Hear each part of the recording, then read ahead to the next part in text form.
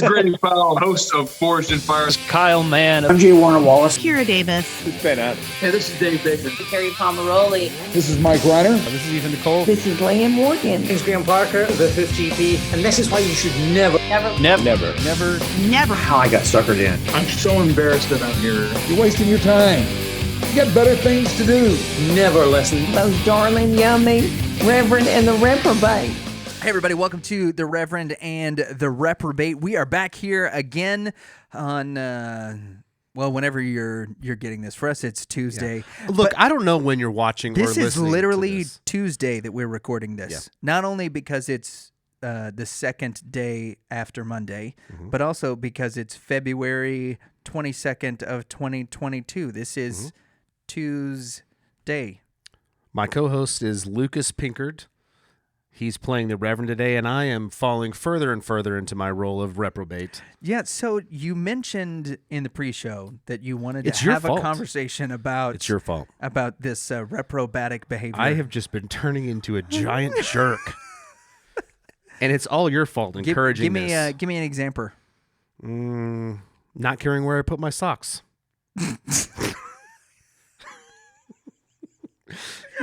I'm really not sure how that applies. I don't know. I don't have any great examples. I just have seen if you were going to do a bar graph of my start time. Yeah. I was like a good person, and then it's just slowly declining with over the every last new episode. 18 months. Yeah, more selfish and narcissistic, and more reprobate-ish. You are like the life imitating art of if you give a mouse a cookie. Yeah, I'm in deep character. Nice. Yeah. Nice. Is the lovely Mrs. Gibson starting to be like, hey, look, this isn't a method acting class. You can stop being the reprobate? Who cares? I like it. Today on the show, we have Josh Saleh from Marvel Let's Play. Josh talks to us about going from video game enthusiast to Marvel employee to red carpet star interviewer, how he picks out his jackets and whether or not he actually does take them from Bruce Buffer's closet personally, which I got to say, I'm impressed with the man's fashion sense. He's got a killer wardrobe. He does. For sure. He does. He talks to us about his favorite video games, his favorite board games, what's happening in the new series Moon Knight, and who is Anne Moon Knight, as well as a few other little gems along the way in Controlled Rowdiness.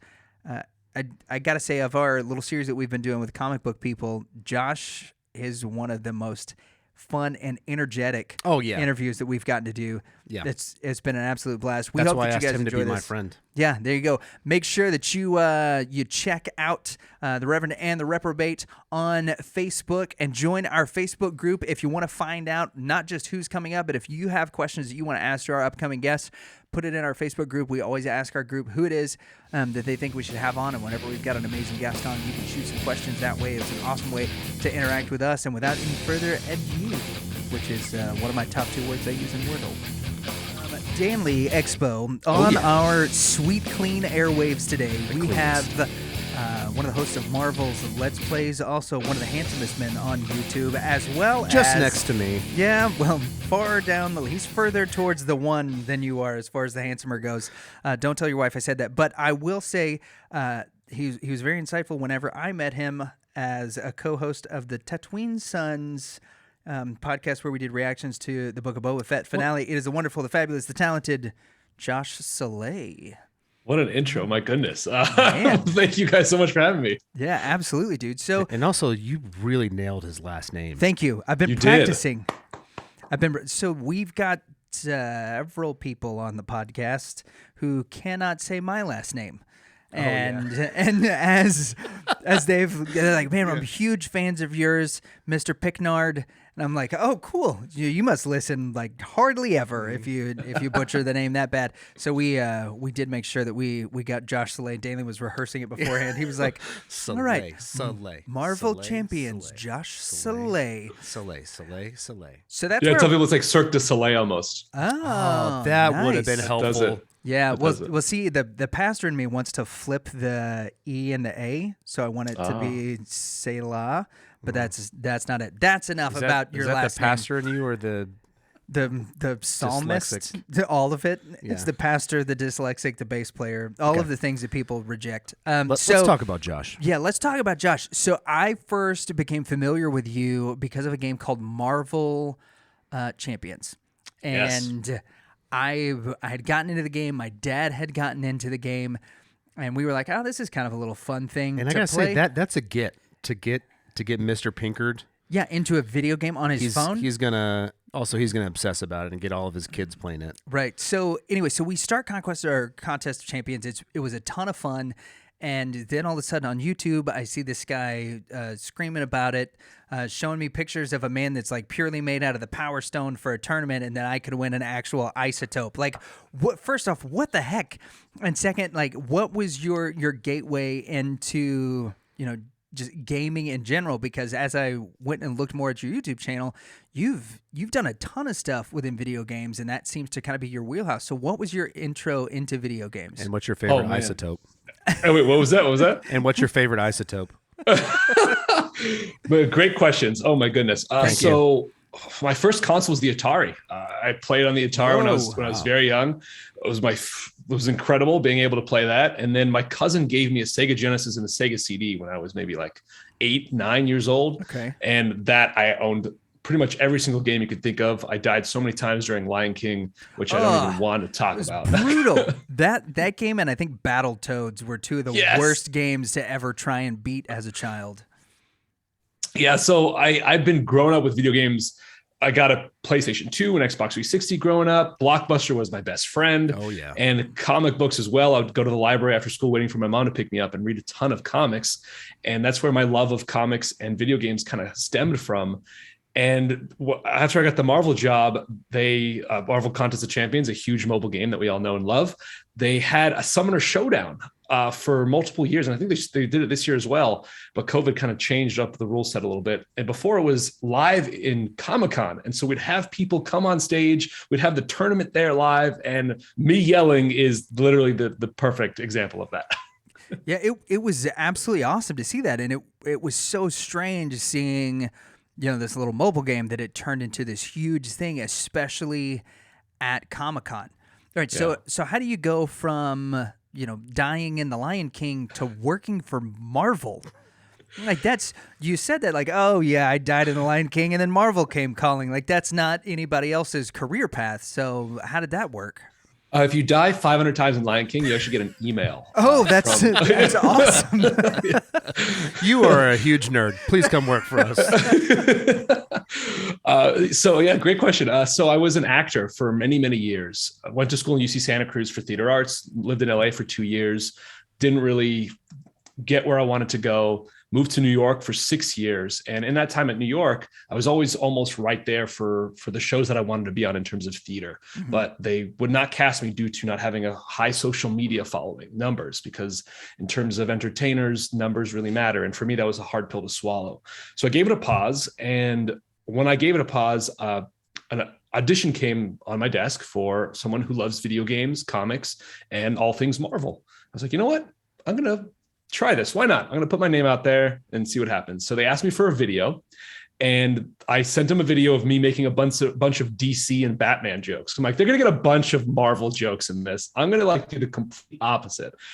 Didn't hear back for 3 days. Got a call. Hey, we'd love to meet you. Come on into our office. I was like, are you kidding me? Wait, what? You want me to come into the office? Like, this is insane. So I'm like, okay, I'm not going to wear any Marvel attire. I'm going to wear red and blue because that's like the strong colors of a hero, but I'm not going to wear anything that shows I love Marvel. So I threw away 100% of my wardrobe. No.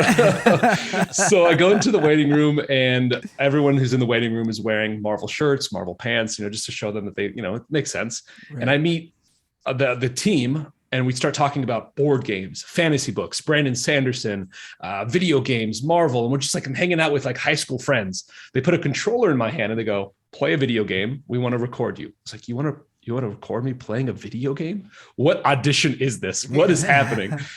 Next thing I know, a couple weeks later, they said they wanted to hire me as a host for their video game content for Marvel Let's Play. And that was February of 2017. And we didn't start until E3 in June or July.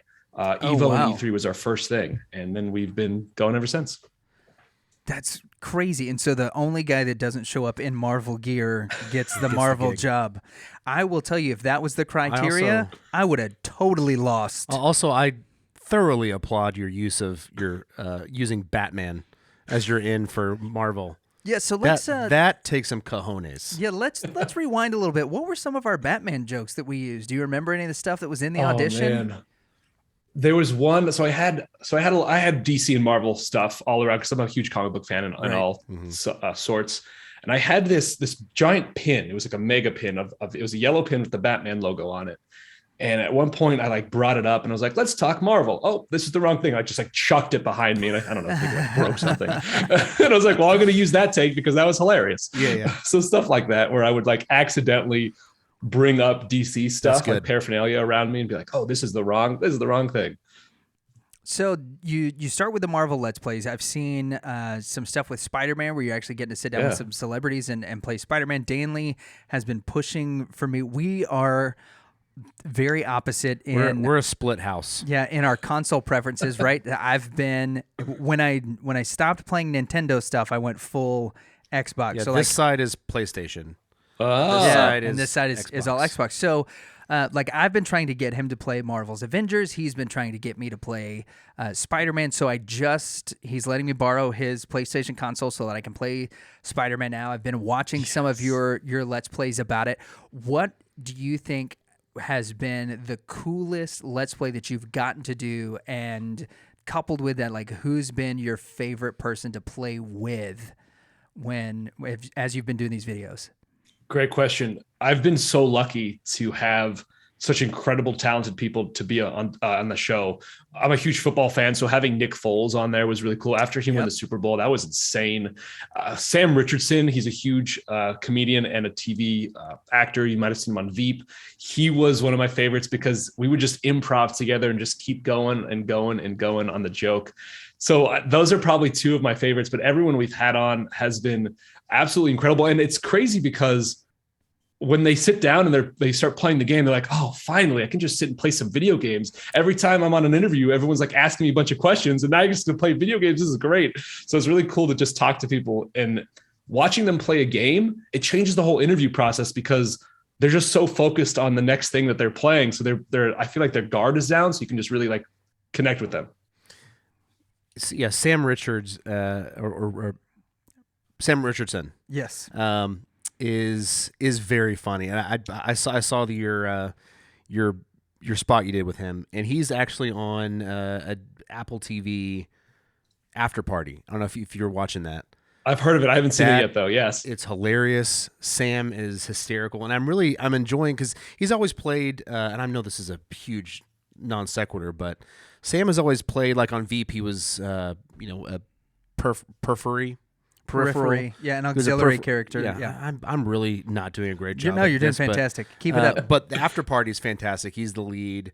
It's very funny, and yeah, that's it. Okay, cool. Did you let him borrow your PlayStation? Yeah, he let me borrow his PlayStation. Yeah. Look, sometimes the show doesn't go as planned, folks, and this is one of those times. Danley is one of the best friends right now because Horizon Forbidden West just came out. Oh, yeah. You are literally borrowing his PlayStation during this huge release of a game. Oh, he's got a spare PlayStation. Yeah, I have two. Well, then in that case. Yeah. Truth be told, I've borrowed his child's PlayStation. The truth comes out. Yeah, this is true. Yeah, we're over. He was like, but how am I supposed to play Jurassic Park? I said, you're not going to for a little while. Yeah, he wanted me to play Spider-Man. He wanted me to play God of War. He was like, yeah. I mean, that game, it takes probably like close to 30, 40 hours to get through. And I was like, okay. Just do it. And I was like, here's the thing. My gaming time, my wife has a Friday night out program that she runs at the gym that she works at. So there's about 6 hours on Friday night where I get to play video games.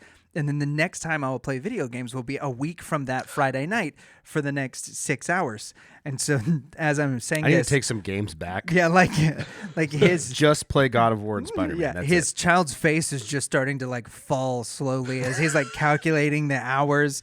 He's like, so Lucas is gonna have my PlayStation until December. You're just I'm like, giving him. Yeah, basically. Yeah, that's it. Good luck. Yeah, start mowing lawns. See if you can get a Stop PS5. mowing lawns, buy another one. So Josh, for a non PS4 player who has access to Ghost of Tsushima, Yes. God of War, Ooh. and Spider-Man, what would you recommend he play? Oh my goodness. Okay, well I have to ask Lucas a lot of questions. Yeah, come what on. kind of games do you play on Xbox? Good ones. Next question. Okay, No, do you no, prefer no, like- open world or like- closed? Somewhere in the middle. Like I just got done playing Halo Infinite, which I dug. I really liked that. Yeah. My wife and I have played Gears and Borderlands. We really dig both of those games, but they're very different, because Gears is very straightforward. It's not open world. It's objective to objective, whereas Borderlands is. My problem is if I get an open world game, like I'm a completionist. So I have to do. You're gonna have to drop that. I have to do every You have side too many quest, games to go which through. this is why I never finished Skyrim.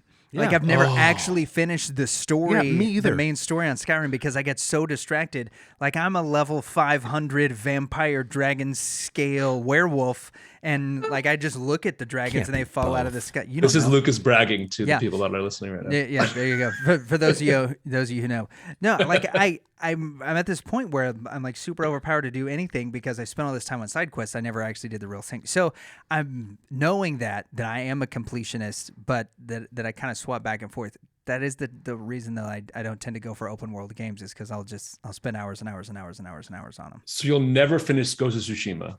Sweet. God of War and Spider-Man are more linear based because you have a smaller map. Okay.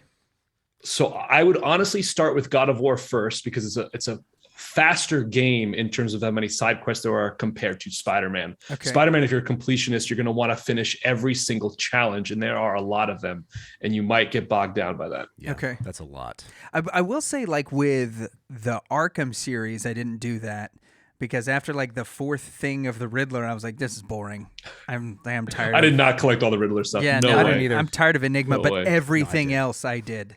I've completely I think I did done it one everything else. playthrough, and I did not do it again in the second one. Yeah. But anyways, so you think God of War?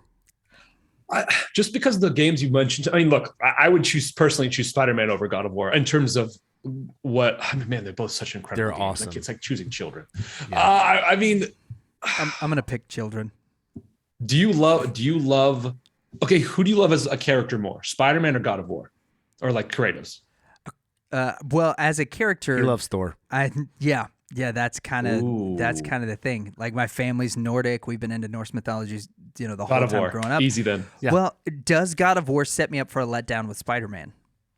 No, absolutely not. Because they're two incredible games with way different storylines. Yep, I agree. Spider-Man, much like a comic book, is going to have that. It's not going to have such. Actually, the ending is pretty wild. No spoilers, but it's going to have less of a, I guess, high tension compared to God of War. God of War is going to keep your heart beating on your toes the entire time, Yeah. whereas Spider-Man awesome. will keep you entertained, enjoy the entire time, and then drop you off a cliff at the end. Rah. Nice. All right, that makes sense. So I'm gonna start with God of War, Spider-Man, and I'm just gonna snap the disc for Ghost of Tsushima in half. Better not. And then sit it back. Okay, so you started the video games on the Let's Plays. You've had some incredible interviews and things that you've gotten to do there. You just mentioned to us before Danley non sequitur Yeah, and then fell apart and then started talking about me borrowing his PlayStation.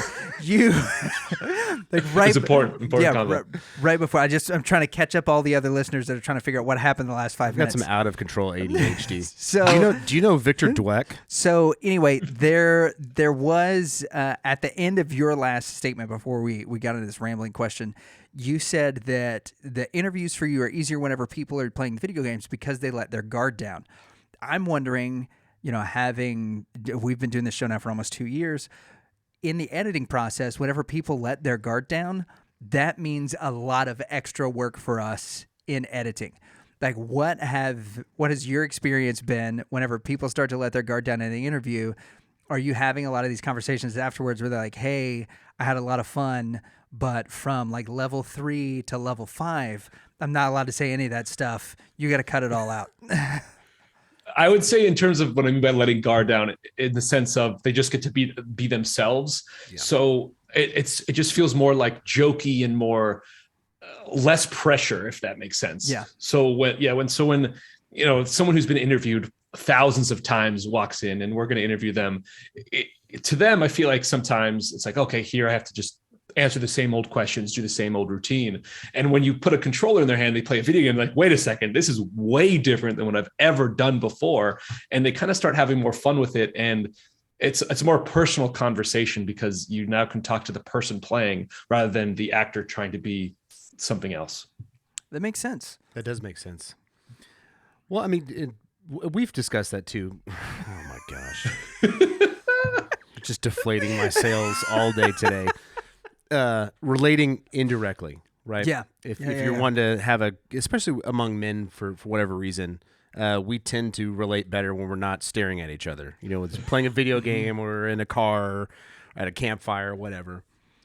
So it does make sense that you have people in and they relax when you get to play a game. It's human nature. Yeah, it also connects to the. Oh, sorry, go for it. No. I was gonna say there's this weird thing whenever you're sitting across the table from somebody versus when you're sitting shoulder to shoulder with them that allows you to just kind of open up in a way you typically wouldn't. So yeah, it also connects to like the kids in us. I feel like as we grow older, we still want to be connected to the thing that brings us the most joy and whatever that may be. And for a lot of people, I feel like now in our generation, video games were that. It's Spider-Man and Batman. Yeah. And being able to play as your favorite superheroes, whether it's web swinging across the world or, if you're a DC fan, being Batman in a Batmobile, that I feel like that brings you such joy that when you were a kid that you never got to do, you're like, oh my goodness, if I imagine what it was like then, now, like dreams becoming reality. I'm with you. In fact, everything I say is not the salacious thing. Like, start out, I'm with you. Oh, it's stupid. You guys have hilarious chemistry. You're just so excited. Oh, thank you. You're so excited. I love it. But no. Back to what we were saying. Dreaming. What would it be like to have a great Iron Man game? Oh, no doubt. We now have that with Batman, Spider-Man. Some really solid open world superheroes. I want an Iron Man game. Well, have you played Iron Man VR yet? No, I don't have a VR set.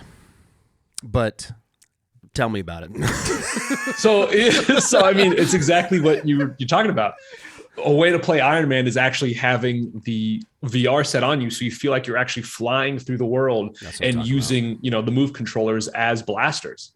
That's what I'm talking about. And now, is that for PlayStation? Is that a PlayStation Exclusive VR game? Exclusive for PSVR. It's for the Move. He said Move. It's for Connect. For the Connect. When was the last time you heard of that word? Okay, so I've got a question for you as it relates to the way that you're conducting the interviews. Do you find that you miss the couch co-op games whenever you're doing these interviews? Because I was the oldest of 4. And so we did so much stuff that was couch co-op because we were all, playing the game together. It's one of the things I really love about Borderlands. A bunch of younger siblings whining about not being able to play. Yeah. Like there was no complaining. It's in your best interest to get a co-op. Yeah, or Dad could come and play with us, and he was like, "Why do I always have to be the girl?" Like whatever that was, like because you were the last one to join the game. But couch co-op is not something that we've seen happen anymore. Do you think that that's something that could potentially enhance your interviews? Ooh, that's a good question. Typically, when we want to do the co-op approach, we play a lot of Lego Marvel games. That's like the typical best way to do that co-op mode together. Yeah. I think it would be hard for me to be playing at the same time and interviewing.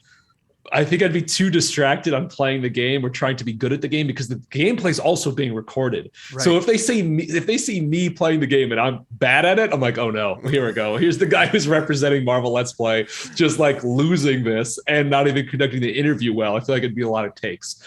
But I think I love couch co-op. They're some of my favorite games, and now because the pandemic and everything, online co-op I think would be an incredible addition to gaming in general. Because being able to play with your friends all the time online, I play a lot of Apex Legends, and my friend plays a lot of Call of Duty Vanguard, which I'm not a huge Call of Duty fan, but I'll play it because of him. Right. But so like I love that chemistry together. So yeah.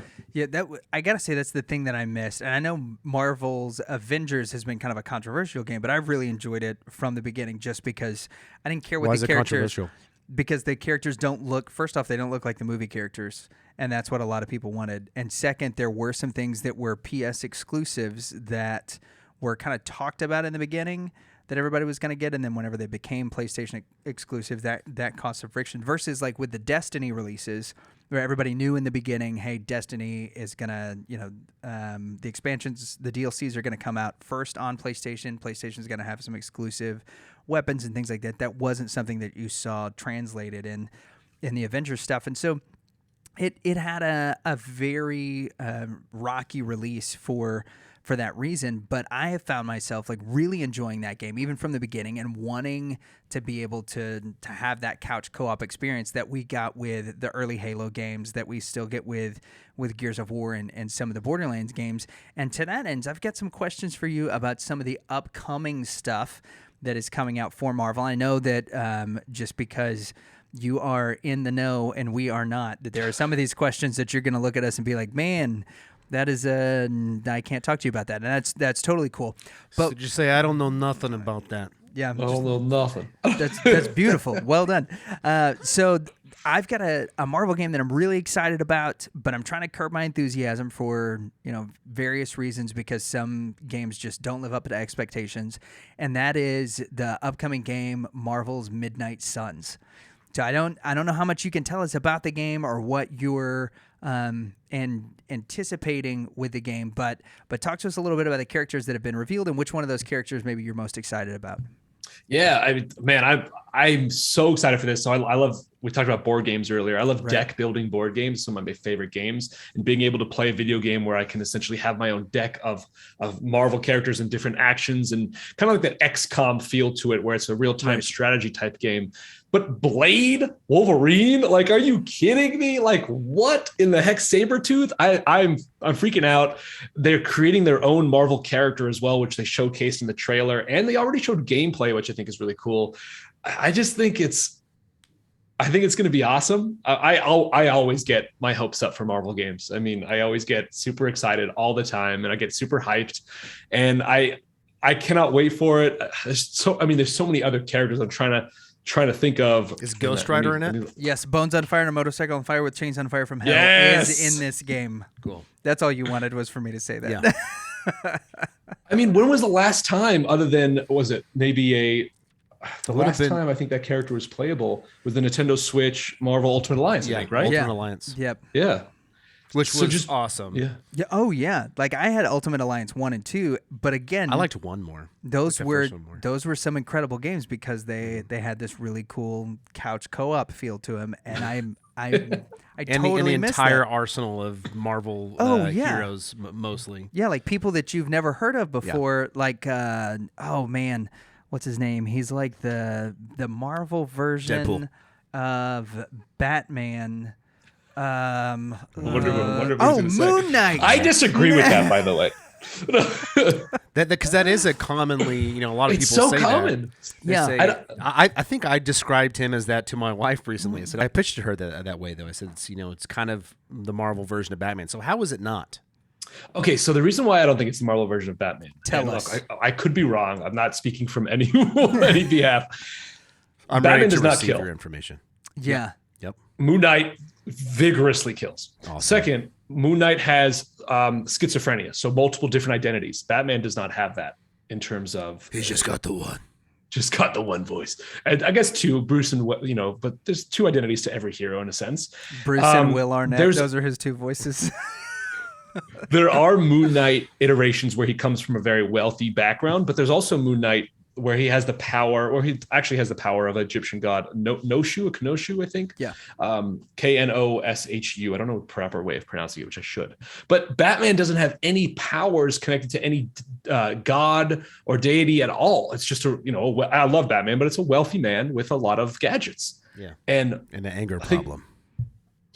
You could basically say that if Batman is the same as Moon Knight, what's the difference between Tony Stark and Batman? Tony's got better friends. That's what I would go with. Yeah, Tony's got better friends. And he just openly is like, I'm making weapons and I'm going to use them. Yeah. And when Tony decided, Can't take them, Congress. when Tony decided to make a Can't plan, have my personal property. when Tony decided to make a plan Batman's to like, to keep all of his friends in check, he just went ahead and nearly destroyed the whole world. Versus, Batman just nearly killed all his friends. Just kill all the Yeah. He created the watchtower and he likes to watch the world from up there. Yeah. No, It's the amount of brooding. Yeah, I think so. That's probably it. Yeah, Tony Stark does more drinking, Bruce does more brooding, and Robert Downey Jr. does less hugging of Tom Holland. So, no, I do have to agree with you because I've been a Moon Knight fan for a while, and like that's that. one of the weird things that people say is because he's got the moon rings and all this stuff, but he's dealing with He's got a lot cape. of very serious mental health issues that are going on, which cause him to do that. And if anybody was going to compare him to somebody in the DC universe, I think the comparison is probably better to Jason Todd.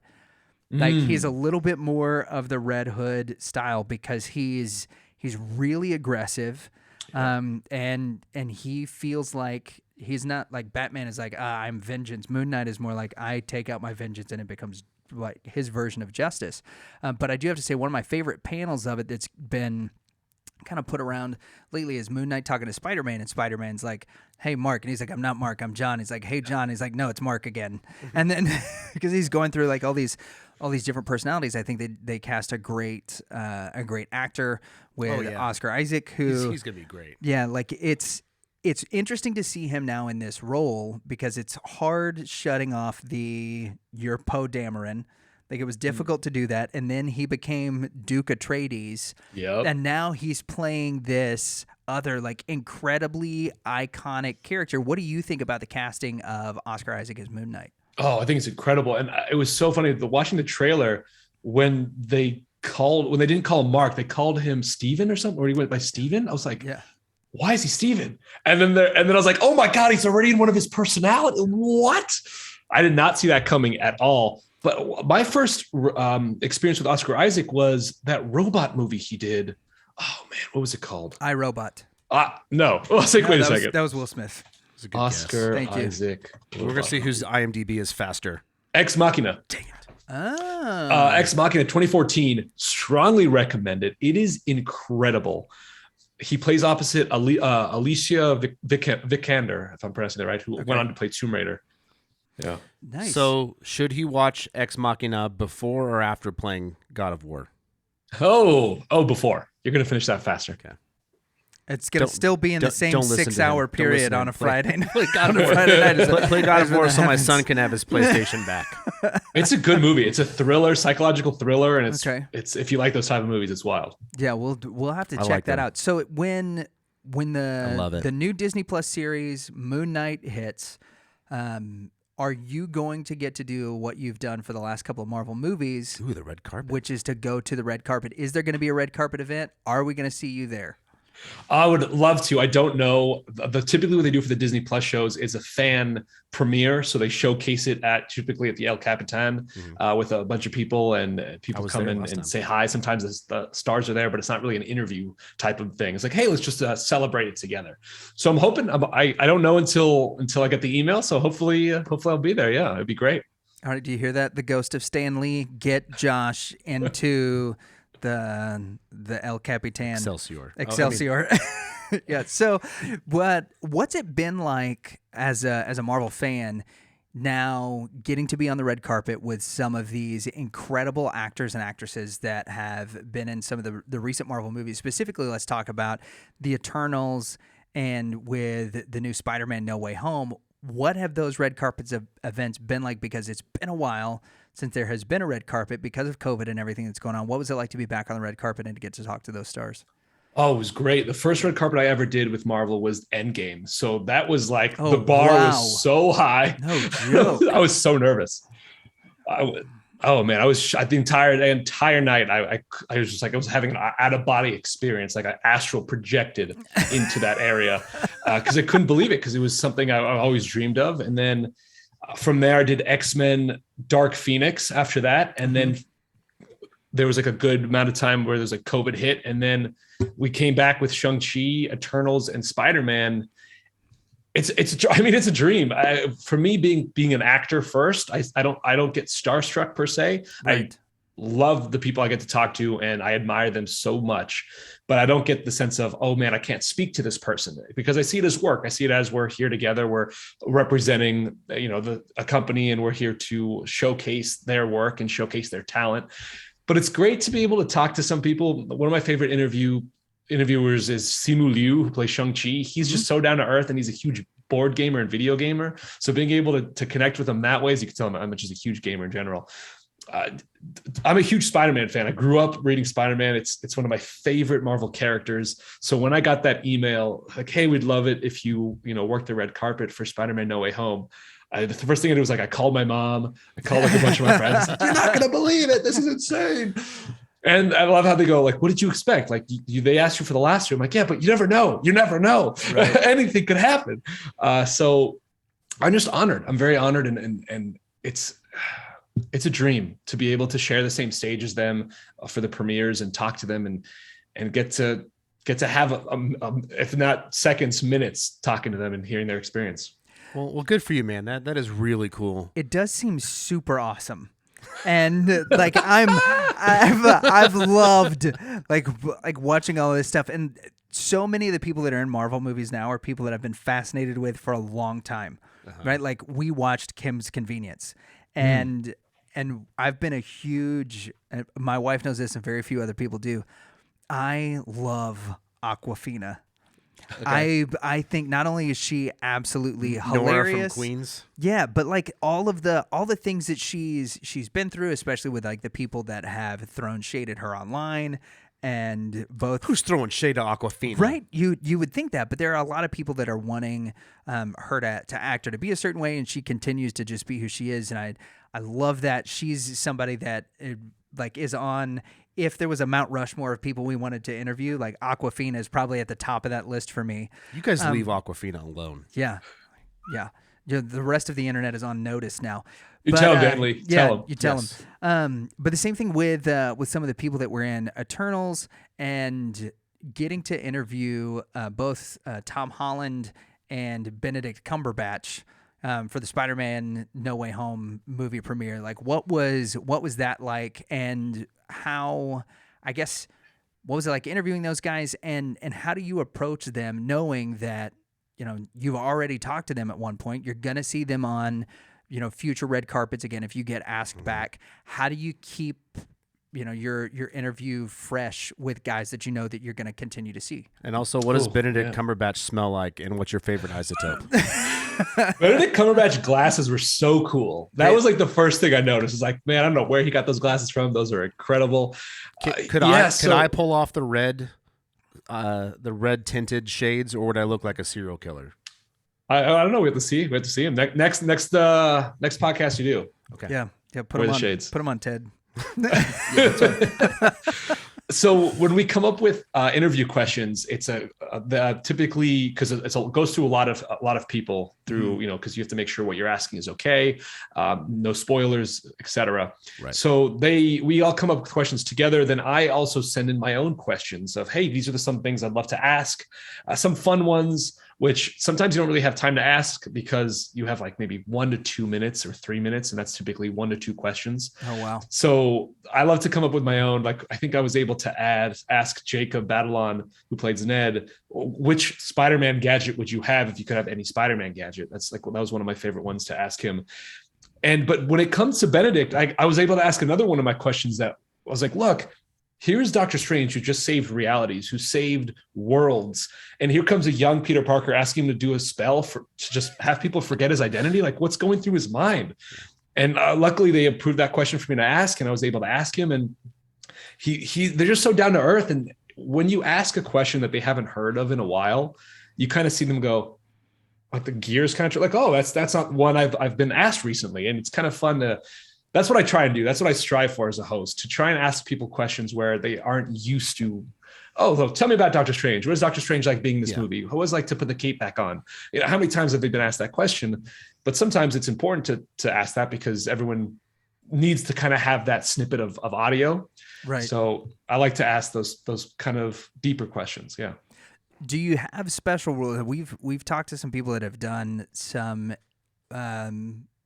movie, I guess like the lead up interviews before a movie comes out, and they've said that there are certain questions obviously they can't ask, but that there are certain rules for actors that they are given that says, hey, if he starts to go this direction, you have to stop him.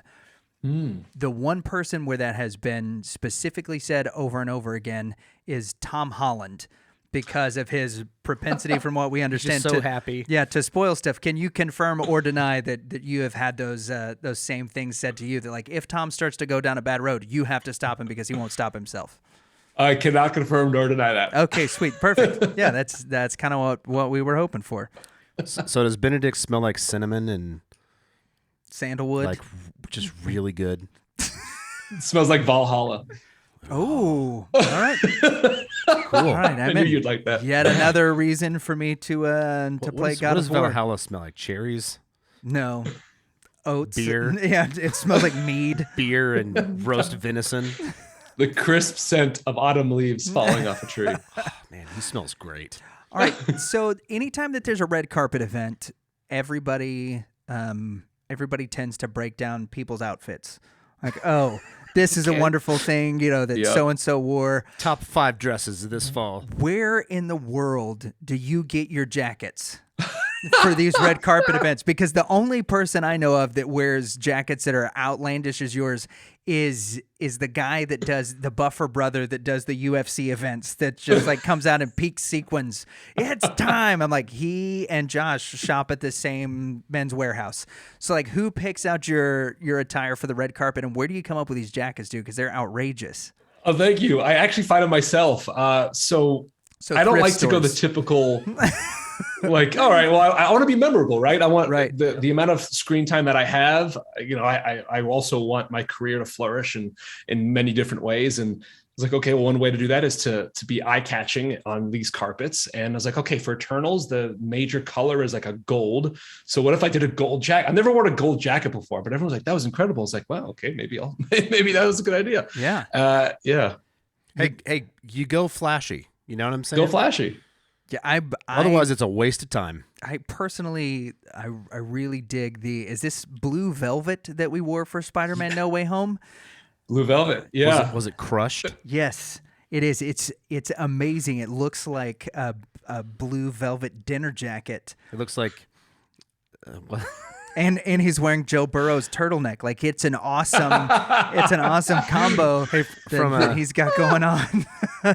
Well, the reason why I wore the turtleneck for a couple reasons. Okay. One, Peter Parker tends to always wear a turtleneck in the comics in the early days. Right. And two, Tom Holland tends to always wear a turtleneck in most of his early interviews as well. I was like, okay, I'm going to go the turtleneck approach because it seems to be like it's connected to Spider-Man somehow, and I'm going to try it. And I wanted to go more casual approach rather than the more like buttoned up bow tie. So that's where the turtleneck came I from. commend the attention to detail. Yeah. That much. Thank you. The gold for the Eternals, the turtleneck because Peter Parker wore it in the comics. Yeah. If it was me Solid. on the red carpet, I'm wearing whatever's clean, or whichever one of my suits stinks the least going into it. Now you've gotten you've got your start in video games. Marvel's hired you. You're doing red carpets, and now we see starting in January you are doing some board game stuff, which I'm very fascinated with. I'm having to force Danley to play board games. We were talking about this a little board games. a little off air, and you started with a game that I've been very intrigued by, Secret Hitler. Yes. Which is a cringy thing to say. It is. What has got you interested in doing videos about board games? So I love board games. My shelf has over 60 board games. I'm a huge fan. I love just having people together, a community, and either having a lot of food and, playing a game, just like you really connect people that way. And so being in a much larger apartment now, I moved from New York to Los Angeles last May, and I was like, cool, now I have space. In New York, there's no such thing as space. What is space? There's no such thing. And I was like, okay, well, now that I have the space, I can kind of create my own content. And in terms of when you're in the entertainment industry, you kind of are in charge of your own content. You should always put stuff out there, which is exactly what you all are doing, right? This awesome podcast. And so I was like, okay, I need to do something that I not only love and a passion of mine, but hopefully that people will watch and see. So I was like, I'm going to do how-to and board game reviews because I own so many of them.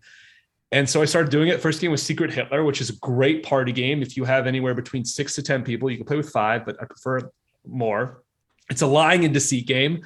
I did Munchkin, and I think I might do Codenames next because editing Munchkin took like a week and a half, and that was just way too long. So when you did Munchkin, I haven't seen the Munchkin one. When you did Munchkin, did you do the original Munchkin or one of the?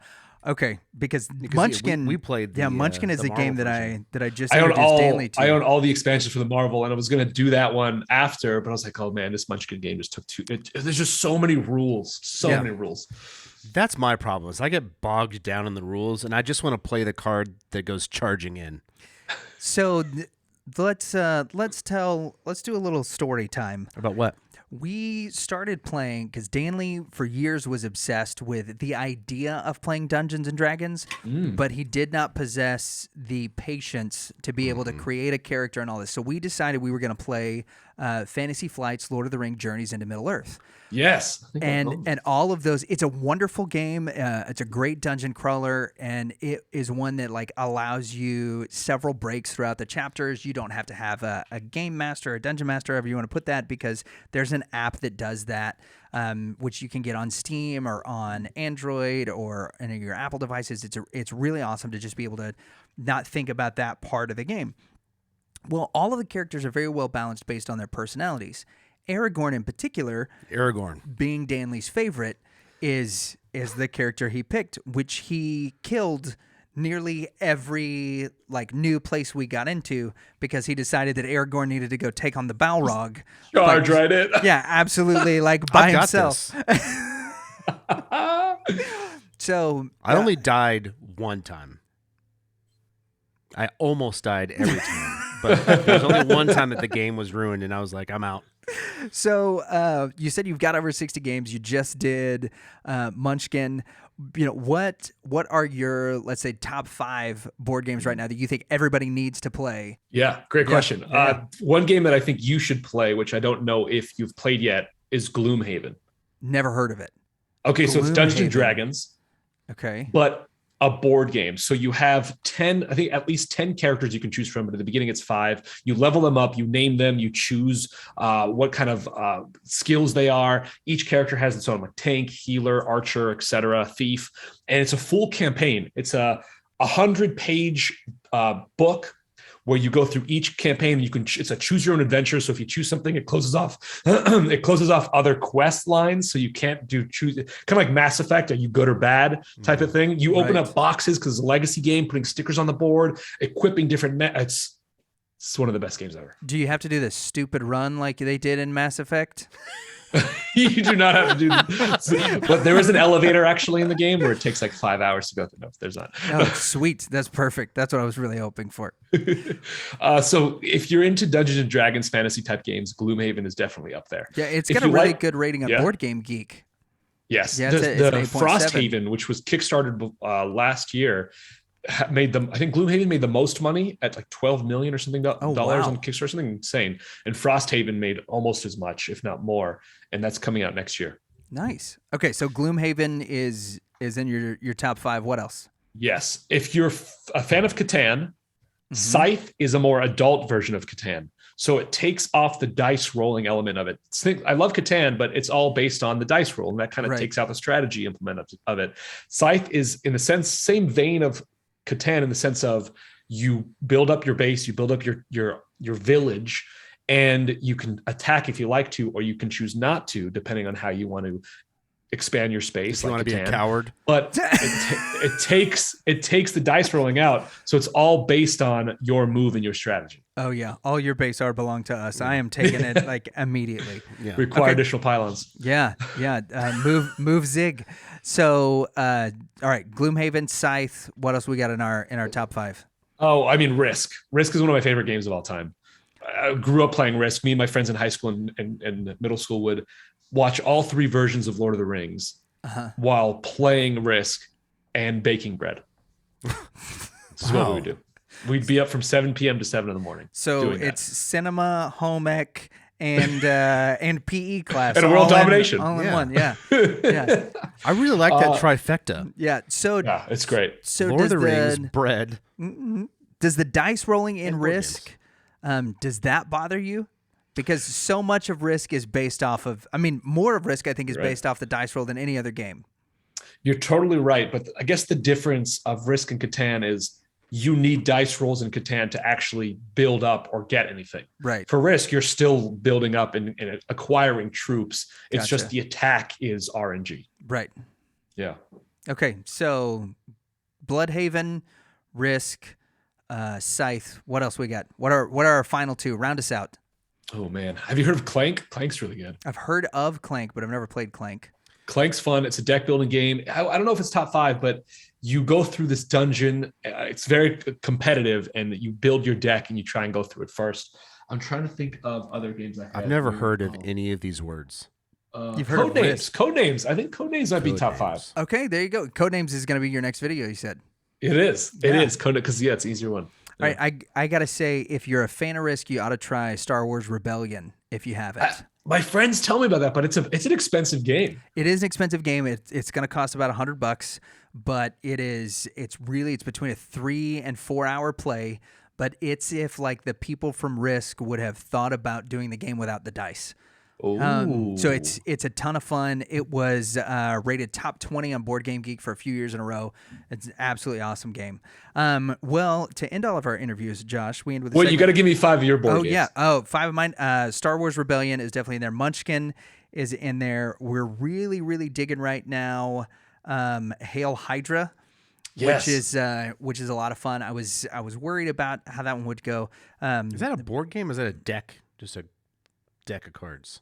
No, Hail Hydra's a board game. Okay. Yeah, because you got the board in there. Risk, I gotta say, and the last one that I think everybody should play is the Gamer Monopoly, the Mario series. Because if you hated Monopoly, this makes Monopoly fun again. And if you're a video game player, there's no better group of characters to play with and to just ruin your friend's day than like throwing a turtle shell at him in the Monopoly game with Mario. Those I think are probably my top 5, and that kind of runs the gamut between the people that are super serious gamers with Rebellion versus the people that are casual, kind of want to play with their family and just have everybody go to their room because they fought too much and nobody has dinner after a game of Gamer Monopoly. Well, we end all of our interviews, Josh, with a segment we call Controlled Rowdiness. And these are going to be rapid fire questions, which you can answer as briefly or with as much length as you would prefer. There are no right answers, but there are several wrong ones. So don't step on any of those landmines. And Danley, we'll let you take it away. Okay. Josh. Yes. What is the ultimate team loadout for Mass Effect? Ooh, my goodness. You're telling me back years. Okay, gotta go quick. I'm not gonna remember any of these names. Garrus the reptile tank guy. Rex. The alien guy in the spacesuit. Garrus? Is that? Yes. No, yeah? Yes, Garrus. Yeah, Garrus is the awesome one. Yep. He's You the can choose sniper. 4 or 3? 3. And then the last one is I think the female scientist that I had a love interest in. I can't remember her name. Tali Zora? I think so. Or does she have like squid hair? Squid hair. That's Liara. That's one. Okay, well, there you go. I had a love interest with Liara as well. I knew I liked you. Yeah, so we have a little what's it called? Love triangle. Yeah, there you go. All right. Who was the better Sherlock, Benedict Cumberbatch or Robert Downey Jr.? Oh man, that's a tough question. I'd have to go Benedict. Yes. Oh, okay. I wholeheartedly agree. I love BBC Sherlock. I mean, they're both great, but the BBC Sherlock hit strings. Oh yeah. Yeah, it Yeah. hits different. It's different. It's different. I just had it and it escaped. You go. Okay. Oh, so, I've got it. Yep. No, Here I it goes. lost it again. Yep, all right. Great. Spider-Man: No Way Home. You got to do the premiere. Who did it best? Tobey Maguire, Andrew Garfield, or Tom Holland? Not in their specific Spider-Man movies. Who did it best in Spider-Man: No Way Home? Oh my goodness. That is a tough question to answer. So I'll say they all 3 did amazing in their roles. I'm gonna go the pass approach on that one. Wow, so diplomatic. Keep going. I still don't have it.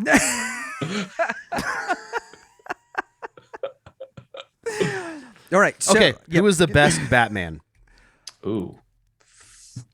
Oh man, that's a tough question. Tell you what, I'll give you my favorite Batman movies were the Christopher Nolan movies. Okay. But the best the correct Batman is either Michael Keaton or George Clooney. Okay. You can include Will Arnett as Lego Batman Ooh. and Kevin Conroy. Conroy. Yep. From the I can include Kevin Conroy. Oh, then Yeah. Kevin Conroy. That's not even a question. hands down correct answer. Incorrect. Again. Will Arnett is the best Batman because he was not afraid to go deep into the character's personality and capture something no one else did. We have this is like South and North Korea right here. This is the line that separates The 38th parallel? Yes. Yeah. Our strict disagreement that Yep. Kevin Conroy is the best and Will Arnett's the best. Kevin Conroy. He's just the one. He's the GOAT. Yeah. Okay. Well, there you go. If Moon Knight is not the closest character to Batman in the Marvel Universe, other than Tony Stark, who is the closest character to Batman? Other than Tony Stark. Come on, what is well, this? you got to eliminate it, right? We got to make the question challenging. That's a tough one. Maybe Hawkeye. You're wrong. It's Thor because Thor's got a rich dad, and he's Thor has powers. terrible. He can control And, thunder. Hawkeye's pretty wealthy and he uses gadgets. Okay, let's go next with a prediction sure to go wrong. Okay, let's do it. Jonathan Majors has premiered as Kang. Spoiler alert to anyone who's not watched Loki several months ago. A year ago. Is it a year? Yeah, it's already? almost been a way year. it was a year. Was Yeah, it a year? it's close to a year now. Wow. Okay. Yep. What do you think is going to be his first big? I don't know. Conquest? Yeah, sure. There you go. My questions suck today. I don't know how they will. I was honestly surprised we saw Kang and Loki, to be honest with you. I was too. Yeah. I was very surprised. And I wonder if that was a variant of Kang or not. There's so many theories that I love. Every time a Marvel show or movie comes out, I go on Reddit and I just scoured the theories. So it's like, I want to see what everyone's thinking. Yeah. So nothing bad ever happens on Reddit. So what is going to be Kang's big kick the door in appearance? I think. Who's he fighting? Oh, who's he fighting? I mean, I don't know. Oh man, I think he's already said he's going to be in Ant-Man Quantumania, right? They already said he was going to be in that one. Yep. Yes. So I would imagine that would be the first time we see him since then. That's And my guess. Does he punch at Ant-Man? He doesn't need to. He just needs to turn back time. All right, and final question. We have seen in the new Doctor Strange movie that there's a lot of things from What If that will be worked into it. We also see Stephen Strange before what we assume is the Illuminati, and we also get a beautiful picture of the man, the myth, the legend, Patrick Stewart, who is on screen. Is he on screen, or we think he's on screen? No, we know that is That's the thing. I don't know. I don't even know. That is the world's favoriteest head. There's the voice was pretty spot on too. yeah, the voice. There is no The more world's favoriteest head scrolled in the screen. We all know who it was. There is no more recognizable dome than that. Yeah. Than that of Patrick Stewart. So, if as much as you're allowed to tell us, right? Do you think we're going to get an appearance by Sir Ian in this Doctor Strange movie? Do you see that that's something that could happen? Is that a possibility that's out there? I have no idea. I would love to see Magneto in it because Magneto is one of my favorite characters of X-Men and and of Marvel because his storyline is so incredibly not only dark but just heart-wrenching. I mean, hey, if Magneto shows up in this movie, I will jump out of my seat in the theater and be like, "Oh my god!" Do you think if Magneto does show up in this movie that Wanda will finally get to confront her dad about all the issues that he's caused her, or do you think since that's an MCU thing that they're like, no, Wanda's issues are because of Vision, not because of Daddy? Yeah, I mean, it's the question that comes to my head with that is if you introduce another character that's connected to Wanda's life, does that minimize her power? Does that minimize why she's doing the things she's doing?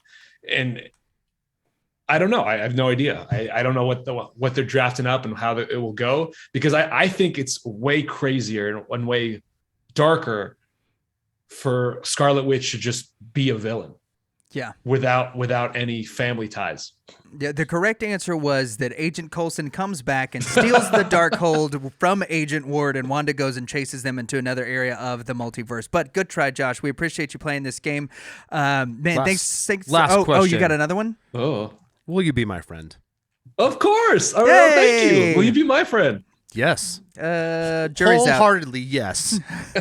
I'll let you know after I play God of War. Send me your to see if they're PlayStation. ranking. Send both of me your PlayStation names on Twitter. I gotta go make one. Otherwise, you'll be playing with Danley's kid. All right. Hey, Josh, thanks so much for being on the show, man. Tell our audience where it is that they can follow you on social media and where it is they can catch your latest stuff. Yeah, Josh Saleh on Instagram, Josh D. Saleh on Twitter, because some kid has Josh Saleh. www.joshsaleh.com for the website. And yeah, you catch me on Marvel, Amazon, Adorama, streaming for a bunch of different companies and gaming stuff. And yeah, a little bit about me. Yeah, just as long as you don't catch them outside. Josh Saleh, thanks so much for being on the show, man. We appreciate it. Thank you guys. Thank you. Josh freaking Saleh. Oh, yeah. You like how I worked in the word salacious? I did, yeah. You did really good during this interview. Whatever. You don't have to say that. No, I think you did. I do think you you did have another moment like where you start to ask a question and then tell a story and then give up. There's sometimes that I don't necessarily have a question. It's just something that I want to say. And then I realize this is really awkward because we should be prompting the guest to give us some information. Instead, I just kind of float something out that just sits there and everyone's looking at me. I'm like, what? Look at the thing. Look what I said. Comment on that. I made this thing and I put it out there. Was it good, or is everyone being quiet? The good news about Josh is that he is a professional interviewer, so he knows how to fill space. And he did a phenomenal you two just job. let me flounder. He was like, "Oh, you guys have a great podcast," and we're like, "You didn't have to Shut say up. that." I thought I told you to shut up. Man, it was a blast having Josh on. He's a really interesting guy. I love his story, going from a video game enthusiast to working for Marvel with the Let's Plays, and now walking into I'm never getting this gig. Yeah, and then getting it. Yeah, and now he's doing Marvel red carpets. Yeah, interviewing Benedict Cumberbatch, who smells like Valhalla. Yeah, which he smells mythical. I always knew it. Yeah. I always knew. It seems like it fits. Also, Benedict smells great. So there's something about I know it, and all the ladies know it because they all love some his Benedict glasses. Benedict Cumberbatch's glasses that he wore to the Spider-Man No Way Home premiere. As we were talking about, Tony Stark's. Right? I was gonna say they look like the Friday glasses that he gave to Spider-Man, Peter Parker, aka Tom Holland. And he gave an overpowered weapon to a high school kid. I'm wondering if that's. Do you think that could be some kind of little subtle hint? Yeah, is it a subtle hint? Because there is rumor that in the new Doctor Strange movie, that one of the things we're going to see is a variant of Iron Man as part of the Illuminati. Isn't it Ultimate Iron Man? Which is holding Stephen Strange under trial for messing with reality. I don't know. I guess we'll see. I don't know. We really don't know. It could be Tom. There's rumors that it's Tom Cruise. I think. Please Benedict tell us. Put your Cumberbatch- thoughts into me. I think Benedict Cumberbatch's ways are just his own, and he does things like we would expect him to. A guy that can play Smaug, and Sherlock Holmes, and Doctor Strange, among many others. Yeah, I think it was brilliant in Imitation Game. If you haven't seen that, I have. That's a phenomenal movie. Yeah. But Josh Saleh. Yeah, Josh.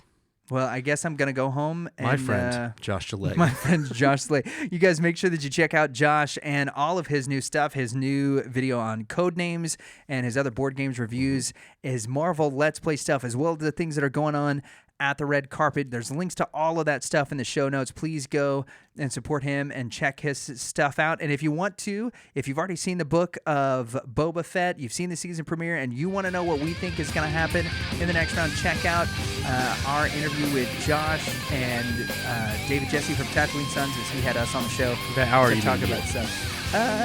No, me and Josh. Our wow. Okay. Yeah, thank you guys once again for watching the Reverend and Reprobate. yeah. Y'all have good, give. Make sure to slap like and stay funky, bros. What's up, everybody? I'm Josh Saleh from Marvel Let's Play, and this is why you should not listen to the Reverend and the Reprobate, because Lucas hasn't played Marvel Spider-Man.